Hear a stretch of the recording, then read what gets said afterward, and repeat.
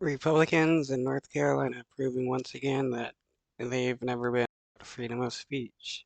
They want to uh, put restrictions on what people can wear at uh, at a protest, making it illegal to wear a mask. I wonder if this will make it illegal for cops to wear masks because they also wear masks when going to protests and put on penalties for blocking roads, which is part of a protest.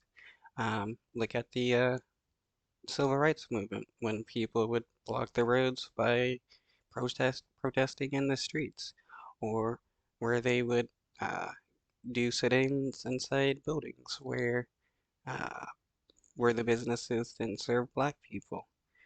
Uh, so all this is part of being of protesting, disrupting streets, disrupting businesses. That's part of a protest. If you're going to make those things illegal, then you're just making protesting illegal.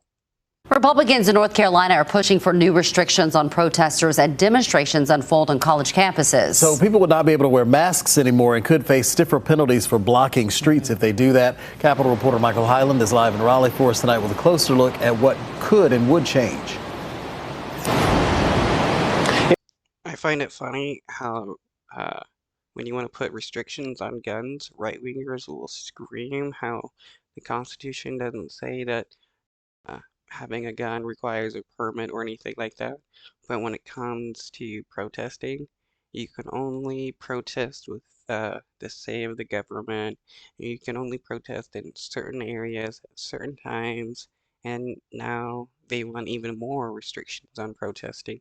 Why is it access to guns should be unlimited, but not the ability to protest should be unlimited? How does that make any sense? Yeah, we just got to look at this new bill today, and the impacts of it would go well beyond protests. As pro-Palestinian demonstrations have taken place at UNC and other colleges, some of the protesters have shown up in masks. Republican Senator Buck Newton says he doubts they're all concerned about their health, but instead are trying to conceal their identities, including those who may commit crimes while protesting. This isn't just about protests.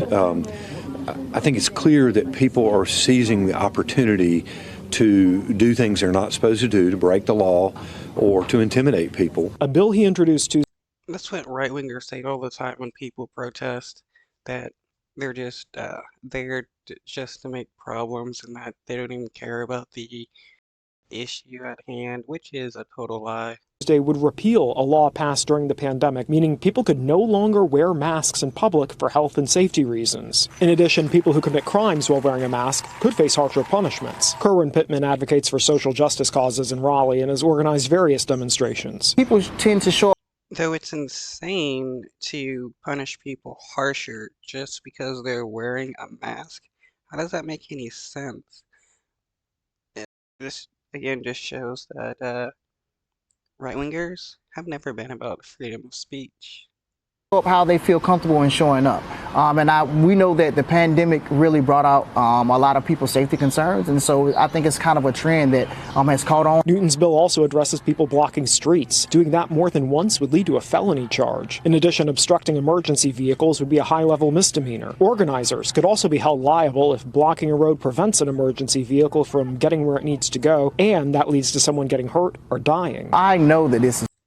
Well, now they want to punish the organizers as well, which is illegal since the Supreme Court already ruled that organizers cannot punish for the actions of protesters. Trying to limit demonstrations with this particular bill. We want to preserve the right for people to protest under the First Amendment, but people have to do so in an orderly way.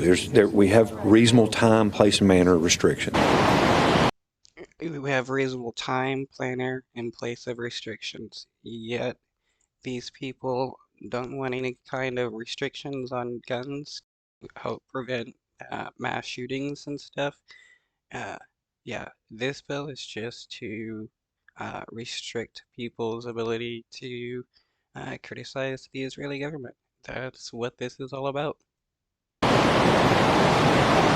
The Senate Judiciary Committee did not vote on the bill today, but could do that next week. Senator Newton indicated there could be changes.